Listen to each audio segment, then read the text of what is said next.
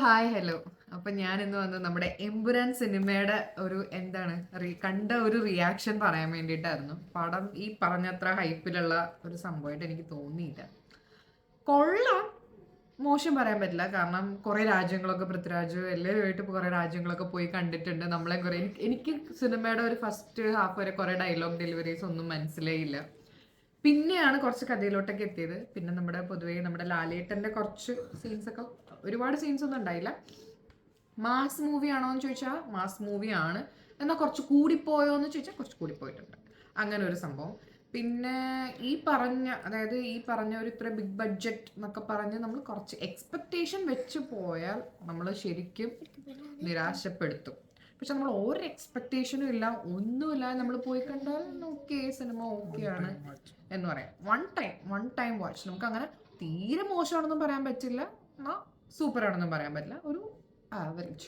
ഞാൻ കുറച്ച് എക്സ്പെക്ട് ചെയ്തായിരുന്നു. കാരണം പിന്നെ BGM എനിക്ക് തോന്നി ഒട്ടും സാറ്റിസ്ഫൈഡ് അല്ലാത്തൊരു രീതിയിലാണ് എനിക്ക് തോന്നിയത്. കാരണം ബാക്ക്ഗ്രൗണ്ട് സ്കോർ ഒരു പഞ്ച് നമ്മൾ ആ ഒരു എൻട്രിക്കൊക്കെ കൊടുക്കുന്ന രീതിയിൽ ബാക്ക്ഗ്രൗണ്ട് സ്കോർ ചെയ്യാൻ പറ്റിയില്ല. ഒരു നോർമലായിട്ട് കുറച്ചും കൂടെ വർക്ക് ചെയ്യേണ്ടതായിരുന്നു. ഒരു നല്ലൊരു BGM ഒക്കെ, നമുക്കൊരു റിംഗ് ടൂൺ ആക്കാൻ പോലുള്ള ഒരു മാസ് ഒരു സ്റ്റൈല് സംഭവം കിട്ടിയില്ല.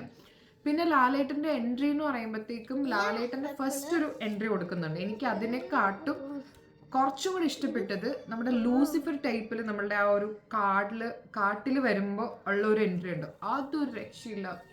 സംഭവം വെറുതെ നമുക്കിങ്ങനെ രോമാഞ്ചമൊക്കെ വരുന്ന രീതിയിലുള്ള ഒരു എൻട്രി ആയിരുന്നു. അത് പൊളിയായിരുന്നു, അതൊന്നും പറയാനായിട്ടില്ല.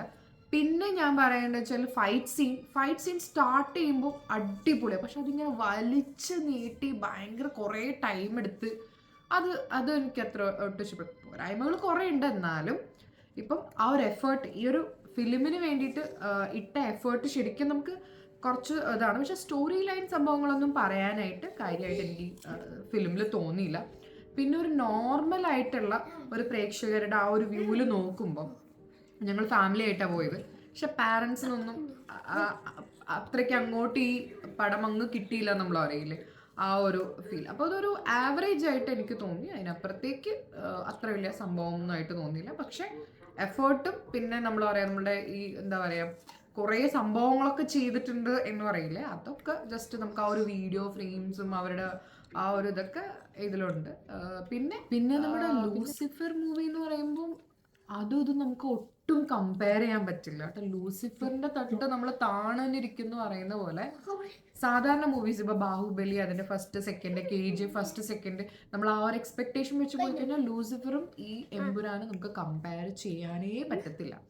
പിന്നെ ഒരു വിഷമം, നമ്മുടെ റഫ്താരൊക്കെ പോലെ നമ്മൾ ആ ഒരു അത്രയും നമുക്ക് പറ്റുന്ന ഒരു സോങ് നമുക്കൊന്നും ഈ മൂവിയിൽ നിന്നൊന്നും നമുക്ക് കിട്ടിയില്ല. നമ്മൾ എക്സ്പെക്ട് ചെയ്ത ഒരു അടിപൊളി സോങ് ഒക്കെ ഉണ്ടാവും, പക്ഷെ അതൊന്നും കിട്ടിയില്ല. പക്ഷേ വൺ ടൈം വാച്ചാണ്. എല്ലാവരും ആ വൺ ടൈം വാച്ച് എന്ന് പറയുന്നത് തിയേറ്ററിൽ തന്നെ പോയി കാണണം. നമ്മളുടെ മലയാളത്തിൽ നിന്നുള്ള ഈ ഒരു ഇത്രയും നല്ല ഒരു മൂവീനെ നമ്മൾ സപ്പോർട്ട് ചെയ്യുക. പക്ഷെ കുറച്ചും കൂടെ സ്റ്റോറിയും ഡയലോഗ്സും കാര്യങ്ങളൊക്കെ ഉള്ള ഒരു ഇതാണെങ്കിൽ സംഭവം സെറ്റാകും. അപ്പം ഇതാണ് എനിക്ക് പേഴ്സണലി തോന്നിയ കുറച്ചിത്. നിങ്ങൾക്ക് എന്താ തോന്നിയെന്നുള്ളത് നിങ്ങളും കമൻസിലൂടെ പറയാം. അപ്പോൾ ഓക്കെ.